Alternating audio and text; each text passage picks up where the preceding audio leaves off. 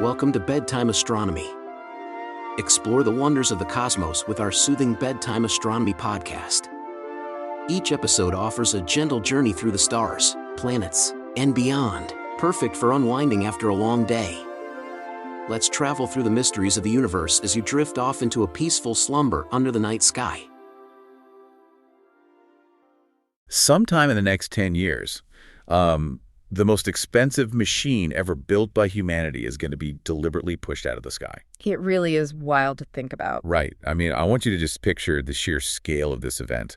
We are talking about a 400-ton titanium and aluminum behemoth. Roughly the size of a football field? Exactly.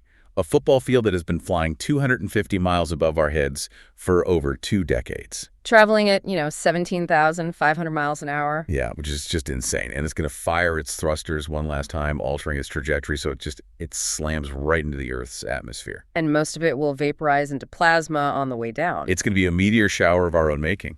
And whatever actually survives that apocalyptic reentry is going to crash into a remote stretch of the Pacific Ocean, right? Yeah, Point Nemo, the spacecraft graveyard. Point Nemo, right. Yeah.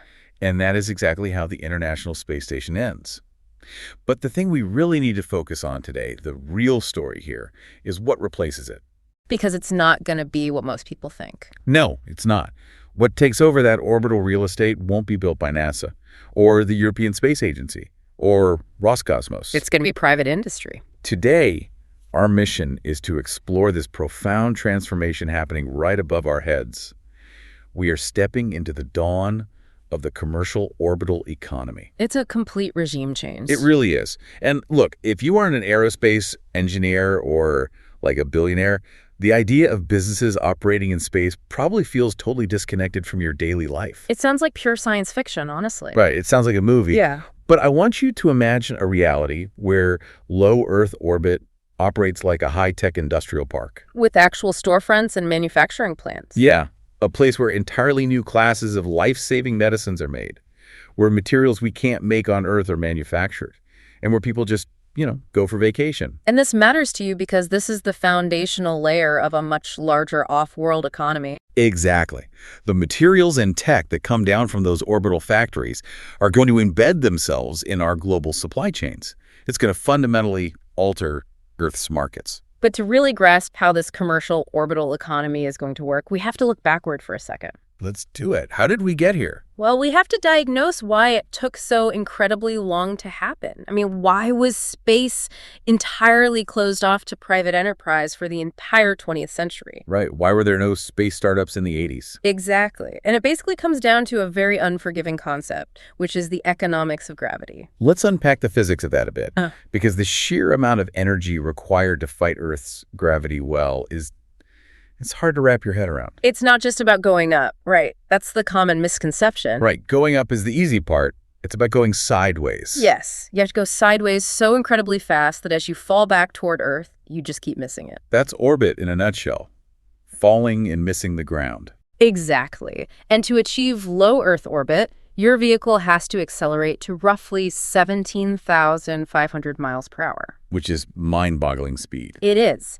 And achieving that velocity means your vehicle has to be essentially 90% highly explosive propellant by mass. Basically a giant bomb that you're carefully directing out the bottom. That's a very accurate description. The engineering tolerances required to maintain that kind of controlled explosion are incredibly narrow. You can't have a bad day at the office when you're building a rocket engine. No, you really can't. And historically, the only reason anyone bothered to develop that crazy capability was the Cold War. The military-industrial complex. Right. The entire foundation of spaceflight wasn't born out of some altruistic scientific curiosity or desire to build a free market in space. It wasn't about exploring the stars for the good of humanity. Not at its core, no. It was born out of a desperate existential military competition. Because developing a rocket capable of putting a satellite in orbit is mathematically identical to something much darker. Yes, it is mechanically and mathematically identical to developing an intercontinental ballistic missile capable of delivering a nuclear warhead across the globe. Wow. So when the goal is to prove to a rival superpower that you own the technological high ground, you really do not care about your profit margin. You don't care about cost efficiency at all. You just throw billions and billions of dollars at the problem until it works. The economics of a sustainable business just completely did not factor into the blueprints. Not even a little bit. And that created a paradigm where getting a single kilogram of payload into orbit cost tens of thousands of dollars. Which completely prices out normal businesses. Totally. At those prices, the only viable cargo is, a multi-million-dollar spy satellite or a massive government science experiment. You can't build a business when your shipping costs exceed the value of your actual product by a factor of 1,000. It's economically impossible. Okay, that makes total sense. And that absurdly expensive paradigm lasted for decades. But then the physical architecture of the rockets actually changed. Yes, and this is the catalyst for everything happening now. I want to use an analogy here because it highlights just how broken that old system was. Go for it. For the first 50 years of spaceflight, going to orbit was like building a state-of-the-art multi-million-dollar luxury cruise ship. Right. Loading it up with a few passengers and a tiny bit of cargo, taking one single voyage across the ocean, and then literally just deliberately sinking the entire ship at the end of the trip. It sounds insane when you say it like that. Right. If you wanted to go back across the ocean, you had to build a brand new multi-million-dollar ship from scratch. And obviously, nobody would ever buy a ticket for a terrestrial transportation system that operated that way. The ticket price would have to cover the entire construction cost of the vehicle. Exactly. But that is literally what we did with rockets for half a century. We threw them in the ocean. It's so wasteful. But the catalyst that changed everything over the last decade was the development of reusable rocket systems. Where companies finally figured out how to land the first stage of the rocket back on Earth. Yes. The biggest, most expensive part of the rocket, the part with the main engines. They land it, refurbish it, and fly it again. They took the disposable cruise ship and turned it into a ferry system. That's the perfect way to look at it. You build the ferry once, and you just run it back and forth, paying primarily for the fuel and the maintenance. And fuel is actually relatively cheap compared to the rocket itself, right? Very cheap. The economic impact of reusability just cannot be overstated here. It caused launch costs to absolutely free fall. We're seeing prices drop by orders of magnitude. Far beyond what legacy aerospace engineers believed was physically or economically possible. They thought it couldn't be done. But the private sector didn't stop at merely building cheaper delivery trucks, did they? No, they didn't. The true turning point we are experiencing right now is that private aerospace companies are increasingly capable of engineering the entire orbital ecosystem. Meaning they aren't just dropping off NASA's cargo anymore, they're literally building the destinations. Exactly. And this is a huge leap. For half a century, the ability to keep human beings alive in the lethal vacuum of space was considered the absolute pinnacle of national power. Because space actively wants to kill you. Every single second. Developing an environmental control and life support system, what we call an ECLSS, is incredibly hard. Right, because you have to scrub the carbon dioxide so people don't suffocate. Yes.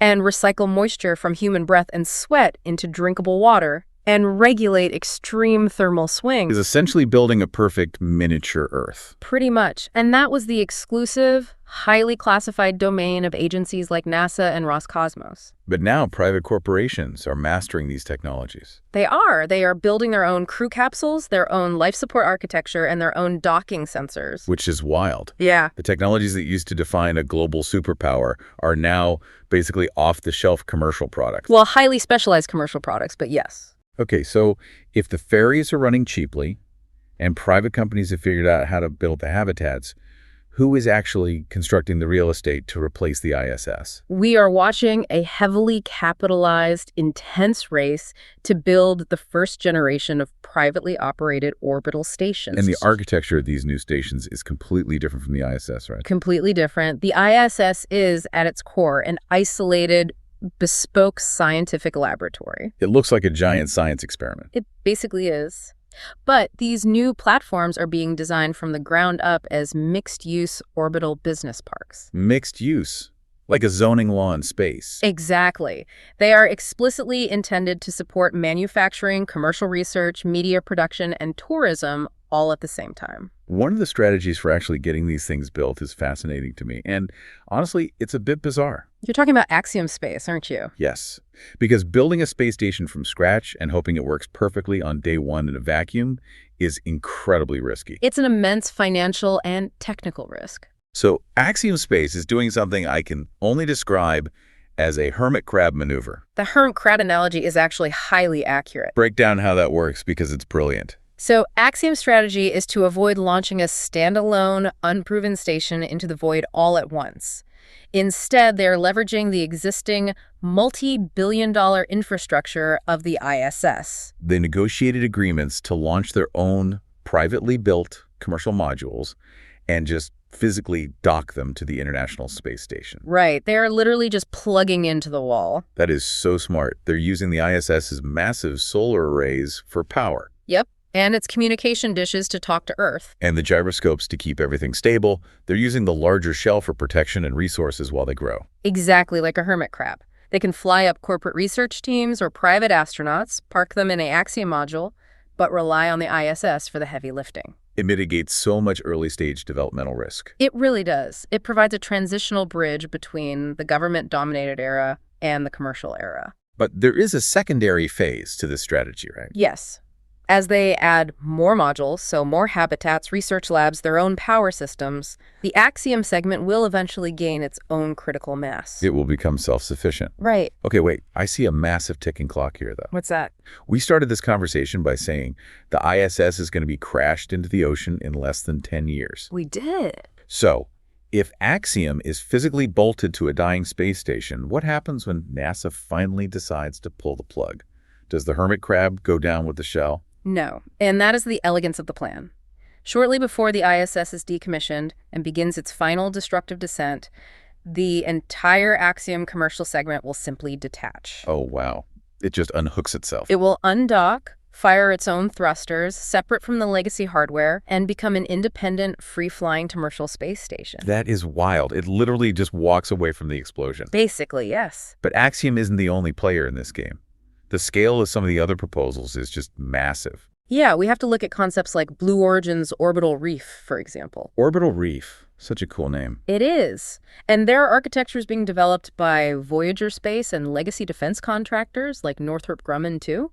And Blue Origin specifically uses the terminology of a mixed-use business park, right? They do. They envision a massive, scalable structure with modular leasing options. Imagine signing a commercial lease where your primary concern is micrometeoroid insurance. Right. It's a whole new world of real estate. But this shift from the ISS to something called an orbital reef is a huge philosophical pivot.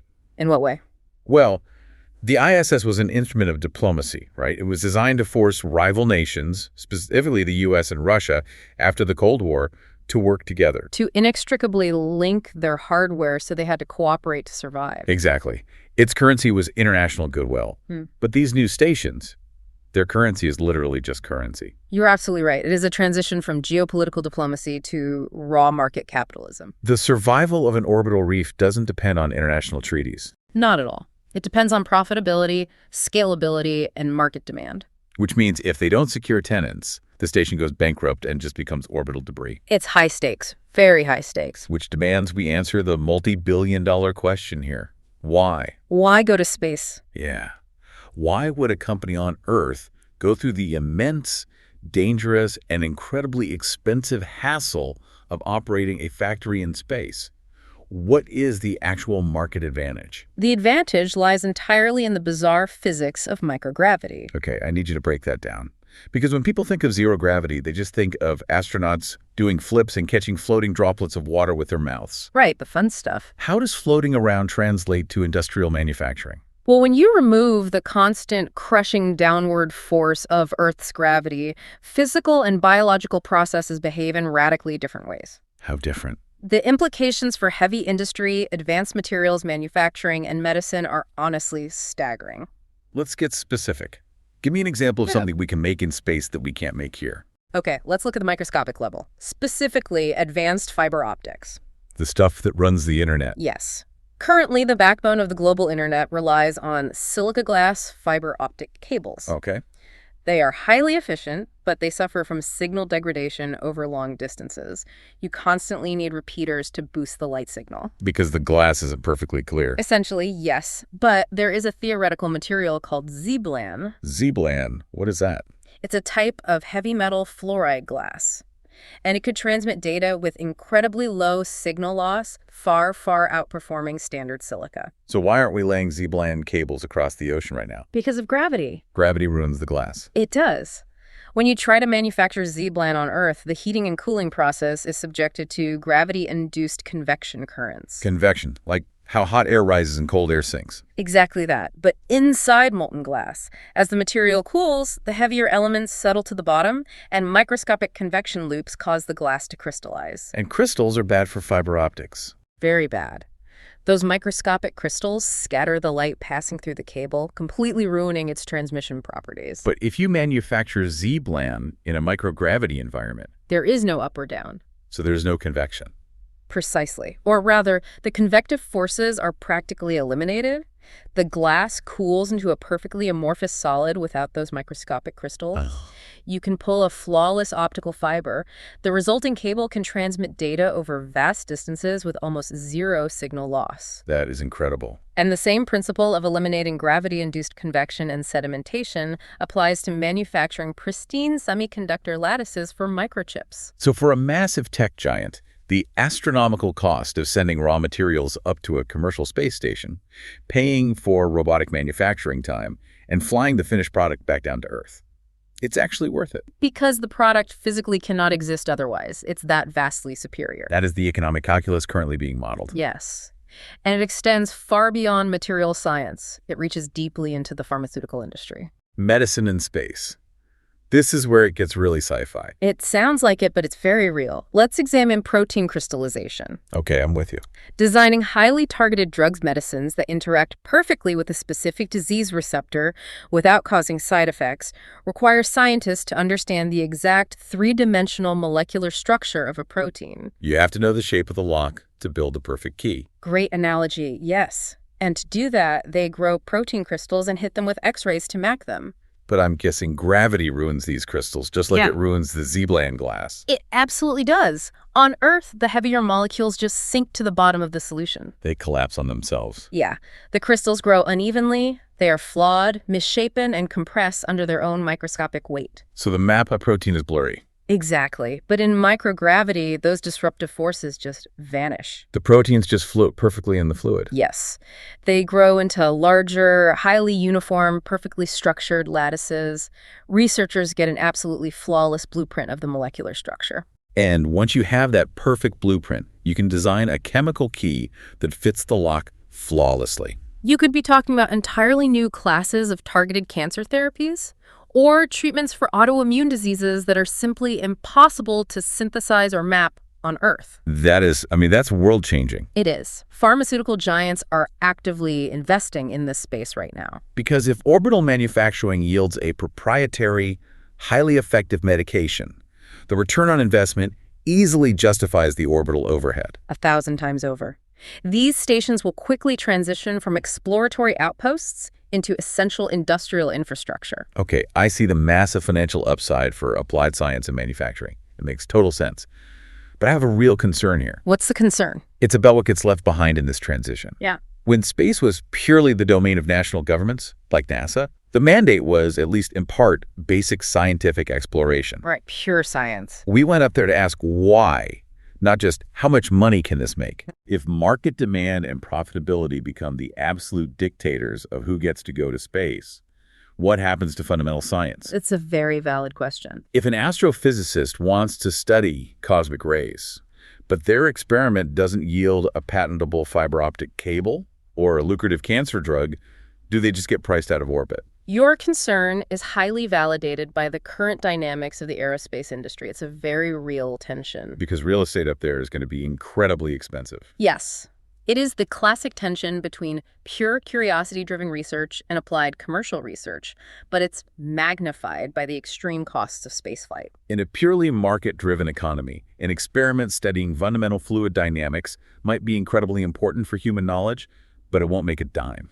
And if it cannot generate a return on investment, a commercial station operator has absolutely no financial incentive to host it over a highly lucrative pharmaceutical payload. So the pure science might actually suffer.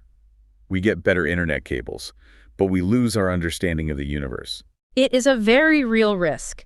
Fundamental research will struggle to secure funding or physical space on these new platforms unless governments step in to subsidize and lease laboratory space specifically for academic researchers. That tension is going to be fascinating to watch play out. The commercial transition will undoubtedly accelerate innovation in profitable sectors, but it will fundamentally reshape the priorities of off-world science. Okay, but let's look out the window of one of these future stations for a minute, because it isn't just robots making medicine up there. No, there will definitely be humans. Specifically, paying tourists. We are moving from the era of highly vetted, physically perfect government astronauts, the folks with the right stuff, to wealthy civilians. Wealthy civilians, filmmakers, private researchers. And the architectural designs of the commercial stations reflect this demographic shift perfectly, don't they? Oh, absolutely. The ISS is a utilitarian masterpiece, but it's not comfortable. It's essentially a submarine in space. Yes. Filled with exposed wiring, Velcro everywhere, science racks buzzing constantly. Not exactly five-star resort. No. But commercial stations are actively designing dedicated hospitality environments. We're seeing proposals for massive panoramic observation modules, right? Yes, constructed from advanced polymers, designed specifically to give tourists these expansive views of the Earth. Imagine waking up and just staring down at the entire continent of Africa. It would be life-changing. And the life support systems are being engineered to provide a much more comfortable, less intensely rigid environment for non-professional visitors. Which sounds incredible. A luxury hotel orbiting the Earth. It does. But having a bunch of civilians in a massive glass dome flying at 17,000 miles per hour brings up a terrifying operational reality. The environment outside that dome. Exactly. Low Earth orbit today is not an empty, pristine void. It is a highly congested highway. Congested is almost an understatement at this point. It's a mess up there. It is severely crowded, and the primary issue isn't even the active satellites, although the mega constellations providing global internet access have added thousands of new objects. Right, the real hazard is the dead material. Space debris. Spent upper stages of rockets from the 1980s, defunct satellites that have lost power. And the millions of fragments generated by previous orbital collisions. Yes. Let's talk about the physics of a collision up there. Because on Earth, if you have a fender bender at 60 miles per hour, your car is crumpled, but you probably survive. But in orbit, the math is entirely different because of the velocities involved. It's all about speed. Yes. We must consider the formula for kinetic energy.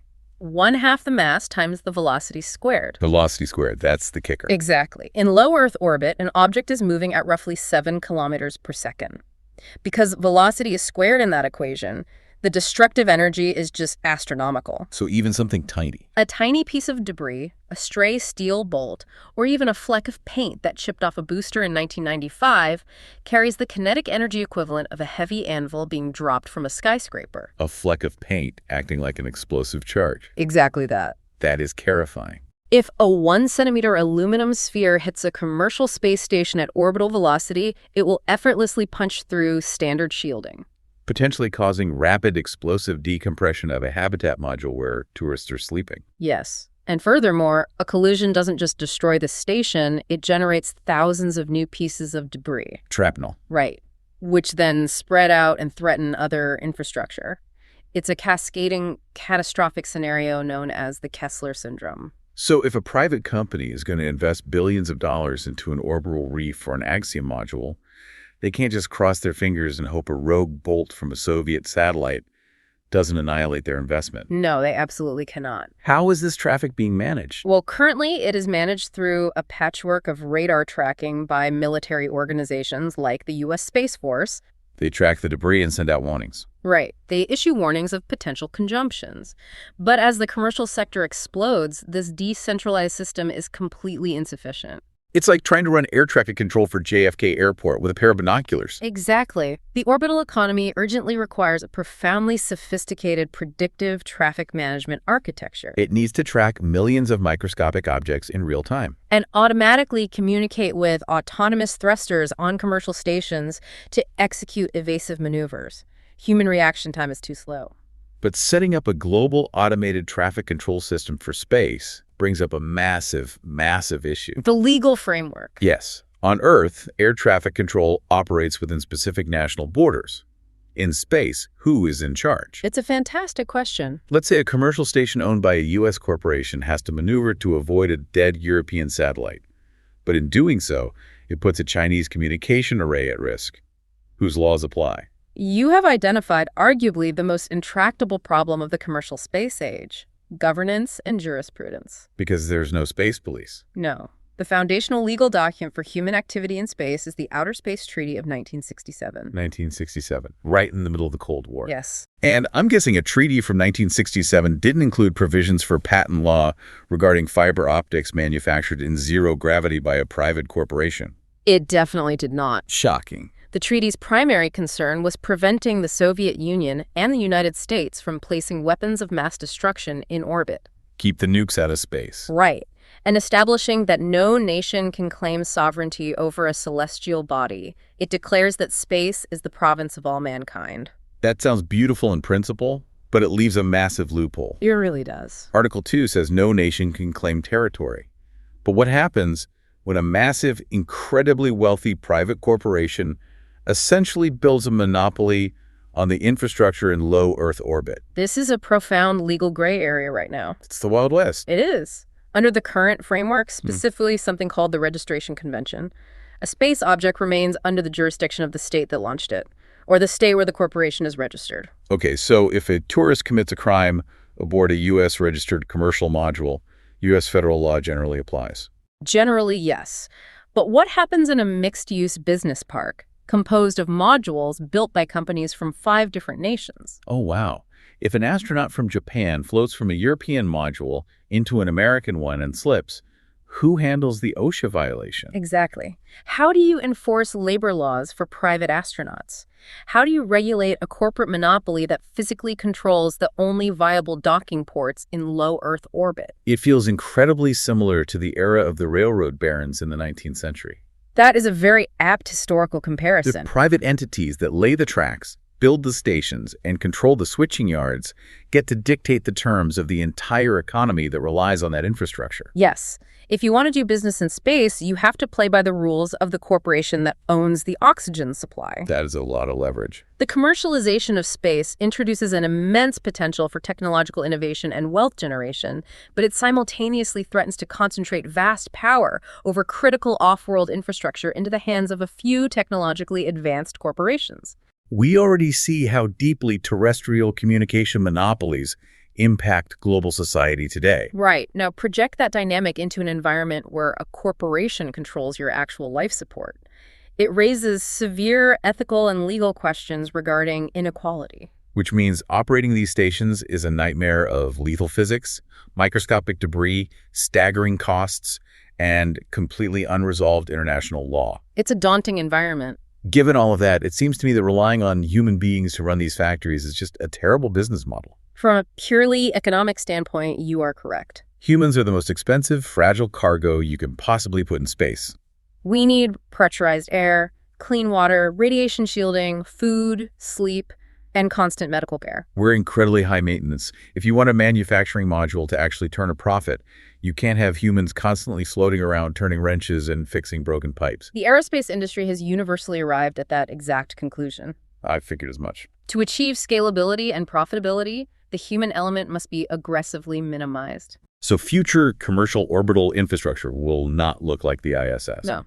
On the ISS, astronauts spend hours every single day just performing routine maintenance and cleaning air filters. Glorified space janitor. Essentially, yes. But the backbone of the new orbital ecosystem is artificial intelligence and advanced robotics. Break down how an AI actually manages a space station. Because that sounds terrifyingly close to a sci-fi movie where the computer decides to, lock the pod bay doors. I know, it evokes HAL 9000.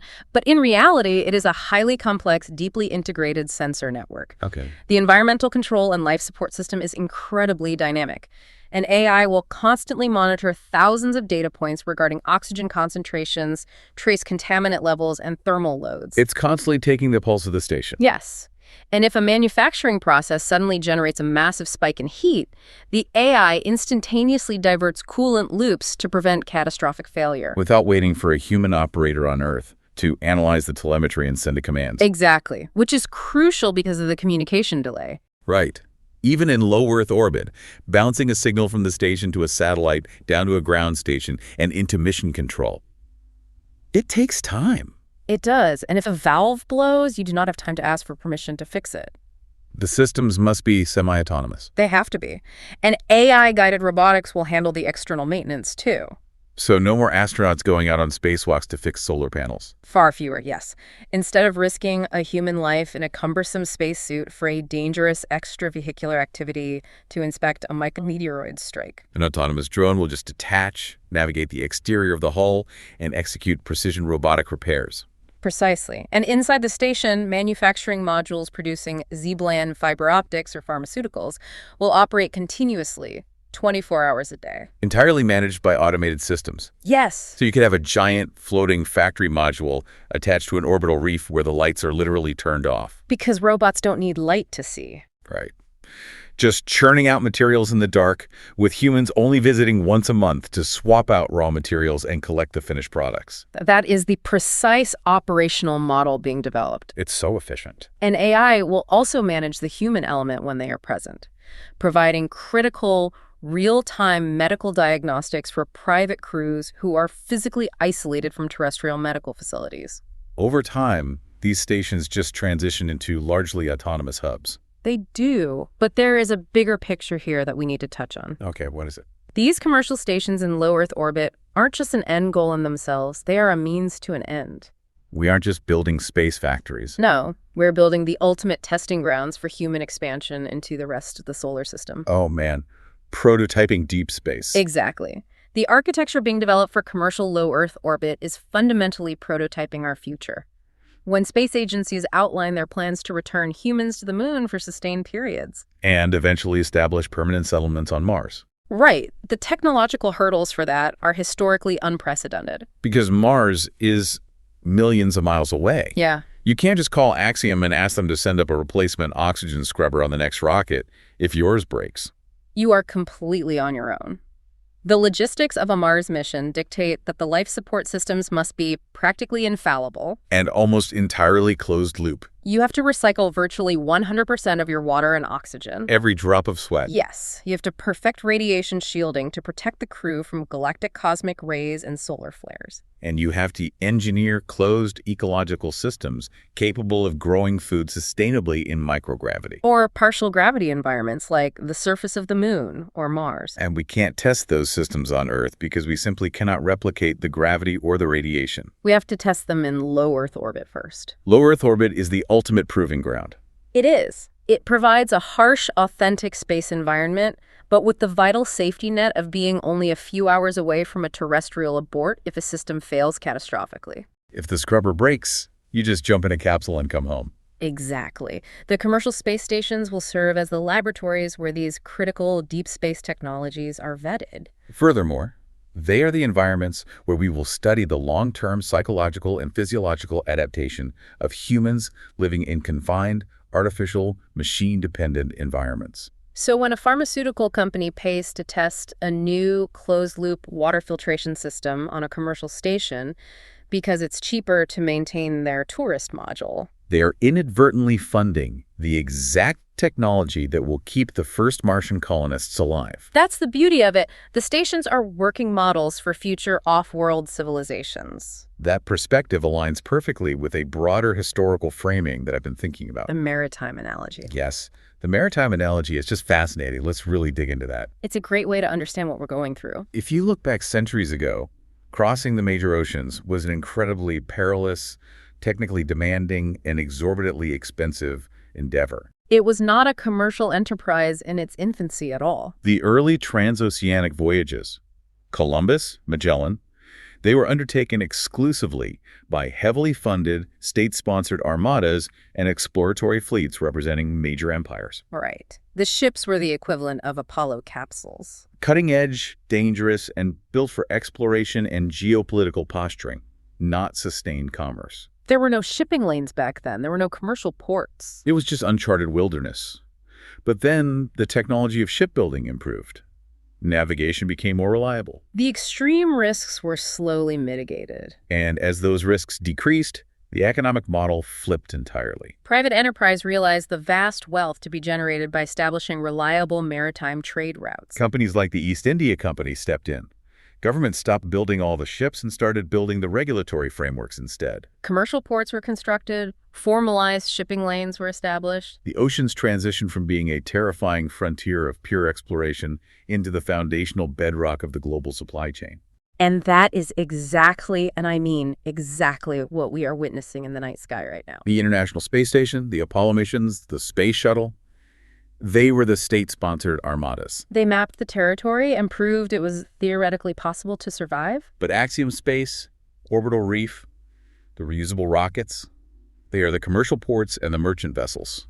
Low Earth orbit is simply the first layer of a new maritime economy. But instead of the Pacific Ocean, it's the vacuum of space. It is a profound, irreversible transition. It really is a threshold moment for our species. Because for the entirety of human history, from the emergence of our species in the Rift Valley to this precise moment right now, our civilization, our economy, and our daily existence have been entirely confined to the surface of a single planet. Space was relegated to mythology or observational astronomy, and the occasional brief, temporary excursion. But the construction of permanent, commercially viable orbital infrastructure represents the physical, structural expansion of human society beyond Earth. And we have to acknowledge that this process is not going to be smooth. No, it's going to be chaotic. Very chaotic. There will be massive engineering failures. Companies will go bankrupt. There may be tragic accidents involving debris or life support failures. We have to be prepared for that. These first-generation commercial space stations are going to look incredibly primitive, fragile, and utilitarian to our great-grandchildren. Oh, they definitely won't look like the massive, spinning, gravity-simulating cities we see in science fiction movies. Not yet, anyway. But transformational infrastructure always begins with fragile, modest prototypes. The first railroads were little more than a few miles of iron track carrying steam engines that frequently exploded. The first airplanes were canvas and wood contraptions that could barely sustain flight for a minute. The early internet was a text-based network that struggled to send a single packet of data. They all appeared rudimentary to the people building them at the time, but they contained the architectural seeds that fundamentally reshaped human civilization. The commercial space stations currently being drafted are that exact threshold moment for our era. We are crossing the threshold from visiting space to inhabiting space. Orbit is no longer just a destination for a handful of highly trained specialists. It is becoming an environment. It's becoming a place where businesses are balancing ledgers. Where industrial manufacturing is quietly churning away in the dark. And where the physical modules that will eventually take us to Mars are being welded together. The central question facing the aerospace industry has really evolved, hasn't it? It has. It is no longer a purely engineering question of how we access orbit. Or even a financial question of whether these commercial outposts will turn a profit. The deeper, much more profound question is about human identity. What kind of civilization do we become when our economic engines, our critical infrastructure, and a segment of our population begin to permanently reside in the solar system? That is the big question. And I want to leave you with a thought that builds on that exact idea. Think about how much of human culture, our architecture, our art, our philosophies, the very structure of our societies and how we govern ourselves is fundamentally, invisibly shaped by the geography and the gravity of Earth. Gravity dictates almost everything about how we live. We build things to withstand gravity. We draw borders based on rivers and mountains. But what entirely new forms of human culture, art, and philosophy are going to be born from a generation of people whose daily, mundane existence happens in weightlessness. It's going to be completely alien to us. When a permanent population of humanity looks out the panoramic window of a commercial space station, not as a once-in-a-lifetime, life-altering treat, but every single day over their morning coffee. And they see a unified globe suspended in the void, completely devoid of national borders. How will that daily reality change the way we see ourselves as a species? That is the ultimate consequence of the commercialization of space. The shift in perspective will inevitably redefine our collective understanding of what it means to be human. It is going to change absolutely everything. So the next time you are standing outside at night and you see that tiny, fast-moving point of light orbiting across the darkness of the sky, remember that you aren't just looking at a dying piece of government engineering. You are looking at the foundational bedrock of humanity's permanent off-world economy. Thank you for joining us on this journey today. Keep looking up, and we'll catch you next time.